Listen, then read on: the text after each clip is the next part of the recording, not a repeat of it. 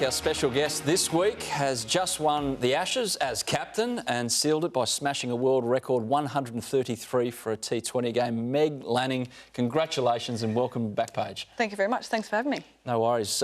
How was that whole experience, that tour? It could not have gone any better, apart from the last match, but we'll scrap that. We won't count that, but just dominated England. Was that obviously the plan, but how did that plan come off?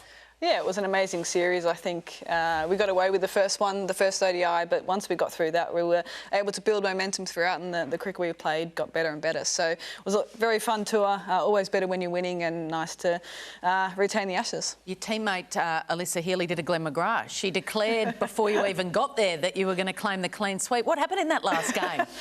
Yeah, she was very disappointed after that last game. She thought that she'd seen the future there, but... Hungover? Were you guys, did you have a few to celebrate before that, Meg, or...? A two-day hangover. We had 2 days between the second last game and the last game, but yeah, look, it was disappointing to not get over the line in the last game, but nonetheless a very good tour. Actually, that spotlight's an interesting question, which we never ask. How do the girls celebrate a big victory? You know, the guys have their victory song and they... The guys do a nudie run and that sort of stuff. Pour beer over each other, all those things. No, it was a little less eventful than that, but look, we just spent a lot of time in the change room, actually, just chatting through what the series had been and spending some time together. So you sort of savour those moments, I guess. You know, those series don't, happen too often, I guess, where you can dominate for so long. Is it the same team song as the men's, or...? It's different, I think. It's actually to the Sydney Swans theme song, which works for me, being a Swans fan. So, yeah, there's not as many swear words, I don't think, in it. Could you sing it for us? Like, could you... Definitely not. Fitzy might not. Did you have any for anyone? Cheer, it was so to be cheer, cheer, the green and the gold. Yes, that's right. Got you. Did you have any wins as a Swans player? Oh, just a couple, Kel. Have you ever hit your world record, 133? Have you ever been in a zone? We talked earlier about James Tedesco and I brought Tim Horan into that, but were you just in some kind of zone that you couldn't get out of in that innings? Yeah, I think that's what happened. The T20 format came at the right time for me. I was keen to sort of play with some freedom and I got a few away early, and then I thought I might as well keep going, and yeah, it was one of those games where everything seemed to go right. Nick, what about, there's a lot of other women's sports stars now in Australia, like Ash Barty and girls like Charlotte Caslick with the Aussie Sevens. Do you see those girls in your travels and talk to them? Not as much as we probably could learn off each other. Ash Barty's one who we have spoken to a little bit, and she keeps in touch with some of the girls who she played with at Brisbane Heat. So it's been amazing to see her journey over the last few years to being #1 in the world. And I remember playing against her in these games. She certainly could hit a cricket ball as well. She made it?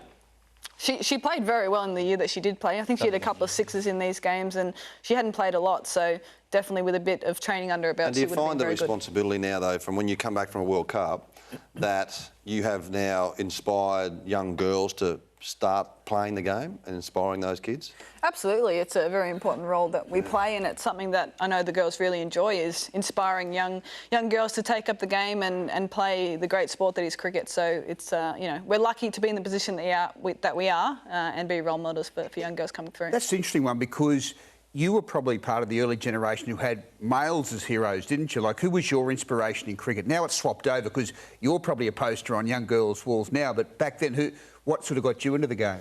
Ricky Ponting was my hero growing up, and that's probably because I could only see men playing cricket on the TV, whereas now you can see Elise Villani, Megan Shute, those players, they're there right in front of you and inspiring young girls. So it's been a great change, I think, in sport in Australia, and hopefully that continues to grow as well. You're meticulous with your technique, Meg, but we've heard a bit of a rumour that off the ground you can be quite messy. Is that correct? You're known within the team as being the messy one.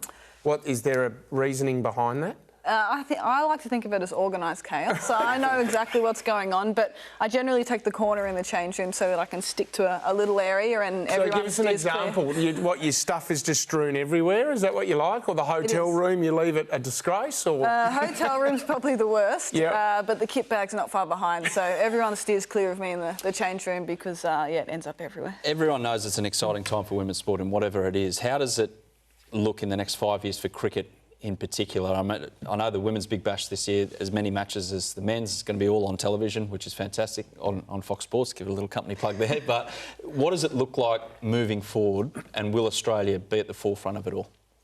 Well, I think we've been leading the way in women's cricket for the last 5 years. We've got a really good domestic structure in place, which gives us great depth. And the next stop for us is the T20 World Cup in Australia, which is going to be massive. Those opportunities don't come along that often, so I think we're aiming to get 93,000 at the MCG on that final on March 8, and it'd be amazing if that could happen. Well, sorry, Chris, I was going to ask you, with your medal, a lot of people, when you come back with different medals, some people just put it in the bottom of their sock drawer. Where's your medal at the moment?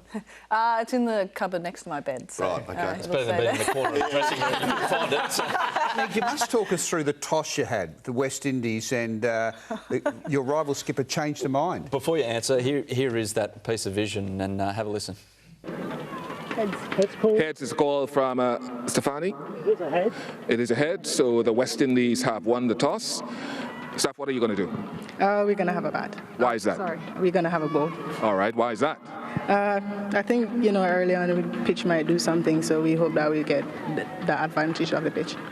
And then you after Meg, literally arguing the toss. Literally, and you got it over to Yeah, the hissy fit. Oh, well, I mean, firstly, that was a pretty good toss by my standards. Generally, I'm terrible, but... So what were you saying there, Meg? So she told me that she wanted to bat. And so I was like, oh, yeah, that's OK, because I wanted to bowl, so I was happy with that. And then when she had the interview, I heard that she said she was going to bowl, and I was like, hang on a second. Right. You said you were going to bat. bat. You got it overturned. Yeah, we ended up bowling first and we won the game, so I'm pretty happy with that. How are you two now? OK. We haven't spoken since, but we're coming up against each other soon. Awesome. And we've got her on the line now. But you know what, Meg? This is great. Like a genuine rivalry and a bit of hot blood doesn't hurt the sport, does it? A bit of fire and brimstone. Absolutely, it's great. I think there's a lot of good contests now around the world, and we're coming up against the West Indies very soon, so we're looking forward to that. We are looking forward to that, especially now. Meg, looking forward to seeing what happens with women's cricket and where it's going to end up. And you're right at the front of it all as the captain. Thanks for joining us. Congratulations again on the Ashes, and we'll see you over the summer. No worries. Thank you.